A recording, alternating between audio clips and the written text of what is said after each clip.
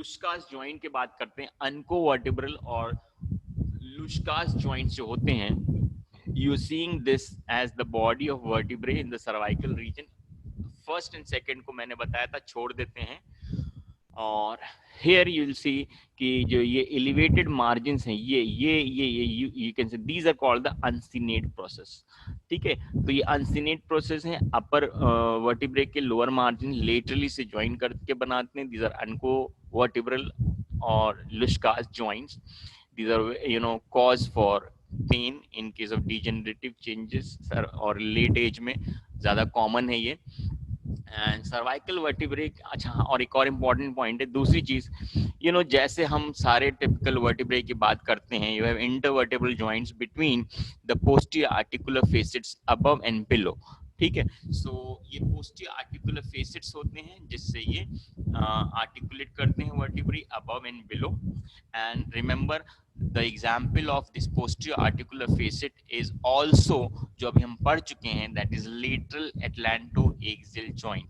So lateral atlantoaxial joint is nothing special, that is the same joint which is present in all the vertebrae, that is between the posterior articular facets, ठीक है। The important point here is that the superior and inferior articular facets you are seeing, I mean thoracic में भी देखा है तुमने, lumbar में, वो एंट्रोपोस्टीरियरली directed होते हैं, यानी कि सुपीरियर आर्टिकुलर फेसिट जो होता है वो पोस्टीरियर डायरेक्टेड होता है, inferior articular face it anterior directed होता है, ठीक है।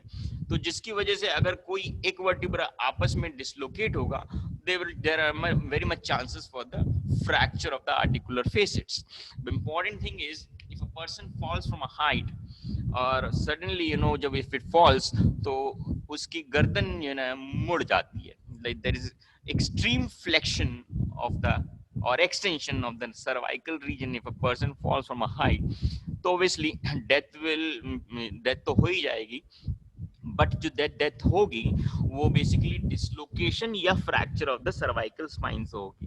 इंपॉर्टेंट पॉइंट सिर्फ इस बात पे है क्योंकि ये सब फोरेंसिक ऑटोप्सी के टाइम पे बातें आती हैं कि जो कॉज ऑफ डेथ कैसे हुआ, क्या हुआ, तो उस टाइम ये ध्यान रखना है कि ये इंपॉर्टेंट पॉइंट है, याद रखना कि कोई भी वर्टिब्रा डिसलोकेट होगा तो पोस्टीरियर आर्टिकुलर फेसिट्स का फ्रैक्चर होना मस्ट है, हो ही जाता है, accept in the case of cervical region. Important point ये है कि the cervical vertebrae can dislocate out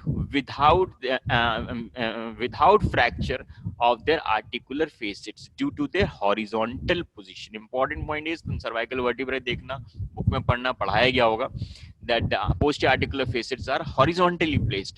तो एक vertebra अपनी जगह से easily slip out कर जाएगा without any fracture of the posterior articular facets, ठीक है। तो ये important point है, forensic autopsy findings में मिलेगा कि dislocation हुआ है लेकिन fracture नहीं हुआ है।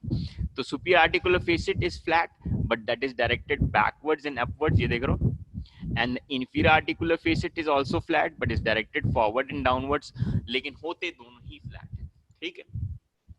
लुस्कास जॉइंट्स आई थिंक करा ही देते हैं, अभी 5-10 मिनट की बात है। Luschka's joint you can see here in this diagram, ये इंटरवर्टिब्रल डिस्क है, this is the body of vertebrae lower and higher above this, you can see this elevation of the lateral edges of the margins of the body or the center of the vertebrae. This is called uncinate process. It articulates with the vertebrae higher on its lateral side. That's called Lushkas joint or uncovertebral joint. Let's talk about Lushkas joint, also called uncovertebral joint or neurocentral joints, are formed between uncinate process or uncus below and an uncovertebral articulation above. They are located in the cervical region of the vertebral column. याद रखना first and second में नहीं होते हैं, they are only present between C3 to C7. Another thing is the two lips project upwards from the superior, two lips यानी कि ये और ये, two lips project upwards from the superior surface of the vertebral body below and one projects downward from the inferior surface of the vertebral body above, दोनों से side में।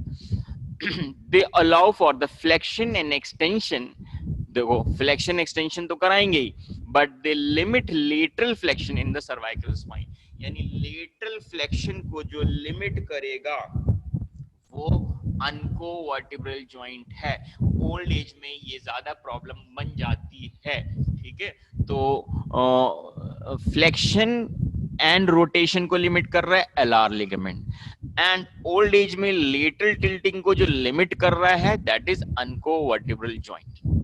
ठीक, यहाँ पे देखो ये अनकोवर्टिबल अनसीनेट प्रोसेस है लोअर वर्टिब्रे का, ये अपर वाले वर्टिब्रे का articular and the joint is joint of Luschka. तो अब इसमें होता क्या, pathological process that can occur in these joint include degenerative changes होंगे और हाइपरट्रॉपिक आर्थराइटिस हो सकता है resulting in formation of stenosis and nerve compression. इसकी वजह से क्या होगा, जो इंटरवर्टिब्रल फोरामेन है उसका वहां पे स्टेनोसिस हो सकती है, foraminal stenosis and nerve compression, और उसकी वजह से क्या होगा, foraminal stenosis at this joint is the most common cause of cervical nerve root pressure. याद रखना, अभी इससे पहले मैंने पढ़ाया था स्पॉन्डिलाइटिस, स्पॉन्डिलाइटिस में भी there is narrowing of the intervertebral foramen, but in 50 plus age group, याद रखना द मोस्ट कॉमन, यहाँ पे मतलब कॉमन पूछा जा रहा है, most common cause of cervical nerve root pain is foraminal stenosis. अब foraminal stenosis joint of Luschka की वजह से भी हो जाती है एंड स्पॉन्डिलाइटिस की वजह से भी हो जाती है।